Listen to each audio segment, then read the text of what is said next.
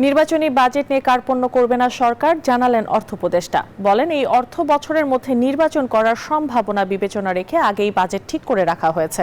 এদিকে নৌ পরিবহন উপদেষ্টা জানিয়েছেন, এনবিআর কর্মকর্তাদের আন্দোলনে চট্টগ্রাম বন্দর 3 দিন বন্ধ থাকলেও খুব বেশি আর্থিক ক্ষতি হয়নি।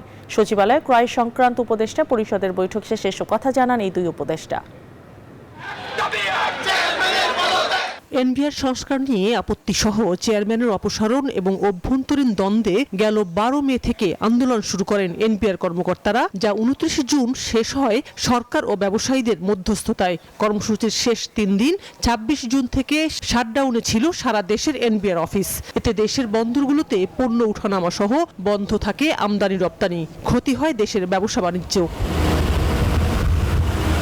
তবে নৌ পরিবহন উপদেষ্টা লেফটেন্যান্ট জেনারেল অবসরপ্রাপ্ত ব্রিগেডিয়ার সাখাওয়াত হোসেন বলেন, 3 দিনের বন্ধের কারণে খুব বেশি আর্থিক ক্ষতি হয়নি বন্দরে।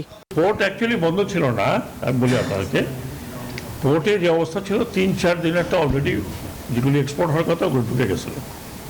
দে are waiting for to be lifted in ship, মানে জাহাজীকরণ বাকি ছিল। কাজে ওইটাতে কোনো এফেক্ট হয়নি 3 দিন। যেটা এফেক্ট হয়েছে সেটা হচ্ছে এই জাহাজীকরণের পরে যেগুলো ভিতরে যাওয়ার কথা কাস্টম চেকিং এর পরে সেগুলোতে এফেক্ট হয়েছে। ক্ষতি, আর্থিক ক্ষতি কেমন আমি এখন নির্ভর করিনি, বাট খুব বেশি একটা কিছু না। চট্টগ্রাম বন্দরের নিউমোরিং কন্টেইনার টার্মিনাল পরিচালনার দায়িত্ব আগামী 6 মাসের জন্য নতুন প্রতিষ্ঠানকে দেয়া হবে বলে জানিয়েছেন নৌ উপদেষ্টা। জানান, বুধবারের বৈঠকে এ নিয়ে সিদ্ধান্ত হবে। এখন যে সিদ্ধান্ত এখন যেটা আছে এটা বন্দর ডিসাইড করে কারা করবে। এই কি টেন্ডার হবে? ডিপিএল 6 মাসের জন্য, এটা নিয়ে কালকে আলোচনা হবে।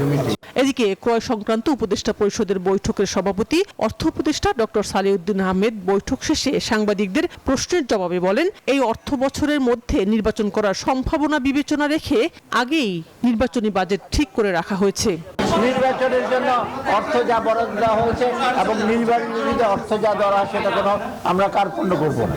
ক্রয় সংক্রান্ত এই বৈঠকে এলএনজি এবং সার কেনার সিদ্ধান্ত হয়েছে G2G ভিত্তিতে। তবে বেশি দামে যুক্তরাষ্ট্র থেকে গম কেনার বিষয়ে গণমাধ্যমে প্রকাশিত খবর নিয়ে মন্তব্য করেননি অর্থ উপদেষ্টা। সেটা আজকের আমি এক সময় আপনাদের সাথে প্রেসে মিট করব। শানাজি ইয়াসমিন, নিউজ 24, ঢাকা।